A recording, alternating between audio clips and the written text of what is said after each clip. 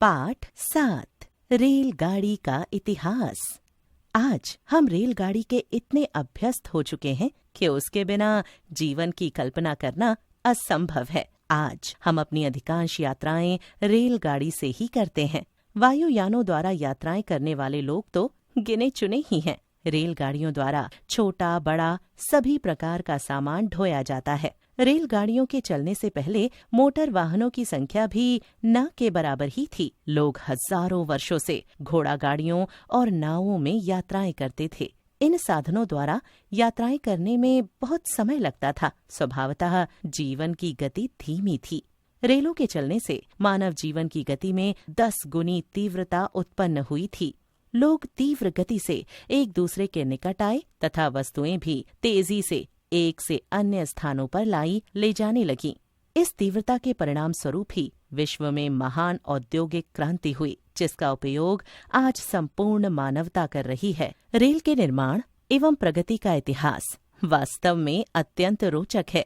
इसकी शुरुआत भाप के इंजन के बनने से हुई। हालांकि यह इंजन सबसे पहले फ्रांस में बना, किंतु रेलगाड़ी के सभी प्रारंभिक प्रयोग इंग्लैंड में ही हुए। 1825 ईस्वी में जब इंग्लैंड में पहली सवारी रेलगाड़ी चली तो उसका रंग रूप आज की आधुनिक रेलगाड़ी से बिल्कुल भिन्न था। इस रेलगाड़ी के लिए जॉर्ज स्टीफेंसन ने एक इंजन बनाया था जिसमें सिर्फ 4 पहिए थे। आज के इंजन में जहां लाइट होती है, वहां इस इंजन में एक मुड़ी हुई चिमनी थी। इसका नाम लोकोमोशन था। इस ऐतिहासिक गाड़ी का संचालन करने वाली इंग्लैंड की स्टॉकटन एंड डार्लिंगटन नामक रेलवे कंपनी थी। इस रेलगाड़ी में 34 डिब्बे तथा 600 यात्री थे। इस गाड़ी को देखने के लिए लोगों की अपार भीड़ जमा हो गई थी।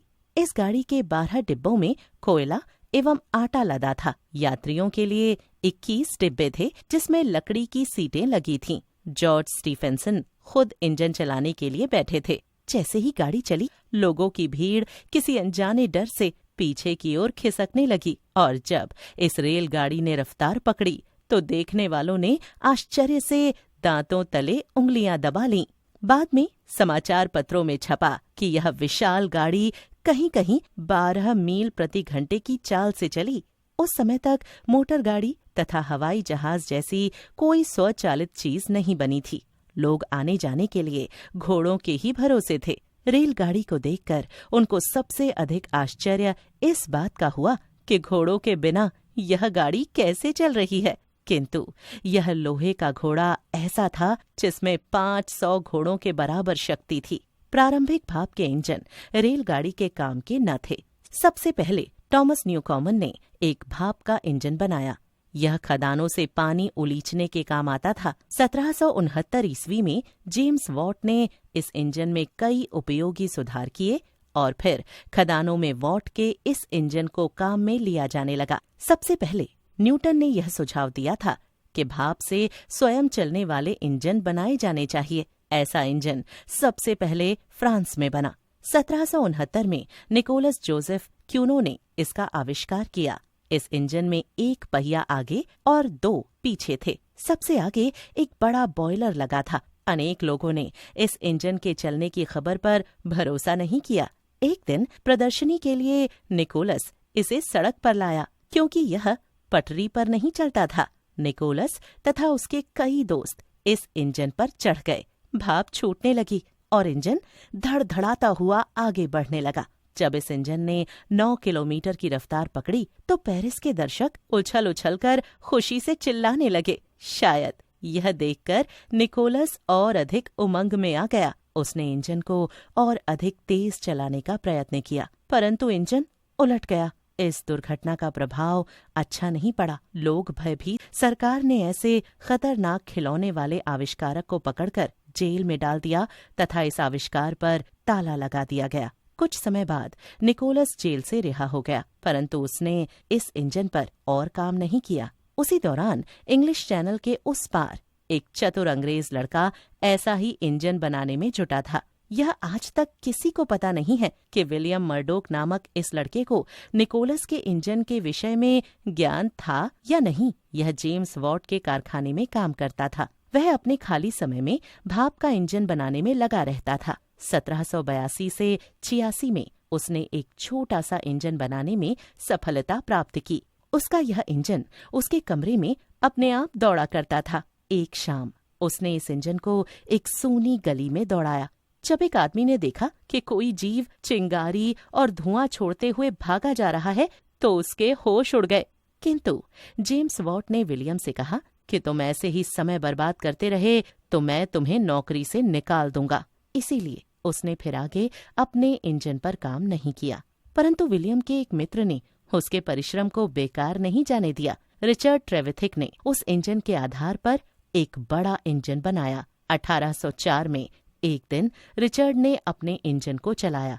इस इंजन ने 10 टन लोहे तथा 17 व्यक्तियों के भार को खींचा। लोग इस इंजन की ओर गंभीरता से आकर्षित हुए। रिचर्ड ने इसे एक जंगले में गोल गोल घुमाकर खूब पैसे कमाए। अतः यह इंजन केवल एक तमाशा ही बना रहा।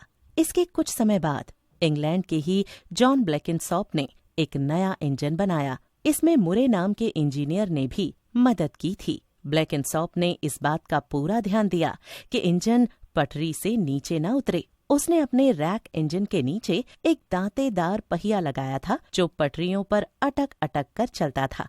अतः यह इंजन रगड़ के साथ चलता था, परंतु फिसलता नहीं था। पर्वतीय क्षेत्रों में आज भी कुछ इंजन इसी तरह चलते हैं। उसी दौरान इंग्लैंड तथा फ्रांस के बीच युद्ध छिड़ गया। खदान मालिकों ने युद्ध में काम लेने के लिए भाप के इंजन की आवश्यकता महसूस की। उन्होंने नया भाप का इंजन बनाने के लिए विलियम हेडली नामक इंजीनियर को प्रेरित किया। हेडली रैक इंजन से प्रभावित नहीं था। उसने अपने मित्र टिमोथी हैकवर्थ की मदद से 1813 में एक इंजन का ढांचा बनाया। इस इंजन का नाम पफिंग विली था। यह एक सफल इंजन सिद्ध हुआ। इस घटना के लगभग 12 वर्ष बाद 1825 ईस्वी में जॉर्ज स्टीफेंसन ने पहली सवारी गाड़ी बनाई। इससे पहले भी उसने कई इंजन बनाए थे, लेकिन टिमोथी हैकवर्थ से मुलाकात के बाद उसने एक विशेष भाप का इंजन बनाने का निर्णय लिया। 1814 में उसने ब्लचर नामक इंजन बनाया जो 30 टन वजन लादकर 5 मील प्रति घंटे की चाल से चल सकता था। यह इंजन विली और डिली की टक्कर का था, किंतु इसमें और कोई विशेषता न थी। स्टीफेंसन ने अपने अगले इंजन में सुधार किए, जिससे सवारी गाड़ी का विकास हुआ। 1825 से पूर्व रेलगाड़ियां केवल सामान ढोती थीं। 1821 में इंग्लैंड की संसद ने सवारी रेलगाड़ी की मंजूरी दी और 1825 में स्टॉकटन एवं डार्लिंगटन कंपनी के माध्यम से पहली सवारी रेलगाड़ी चली। भारत में रेलों की शुरुआत 1853 में अंग्रेजों द्वारा अपनी प्रशासनिक सुविधा के लिए की गई थी। 1853 में पहली अप ट्रेन ने मुंबई से ठाणे तक 34 किलोमीटर की दूरी तय की थी। अब भारतीय रेल विशाल नेटवर्क में विकसित हो चुका है। भारतीय रेल एशिया का सबसे बड़ा रेल नेटवर्क है तथा एकल सरकारी स्वामित्वाधीन यह विश्व का दूसरा सबसे बड़ा नेटवर्क है।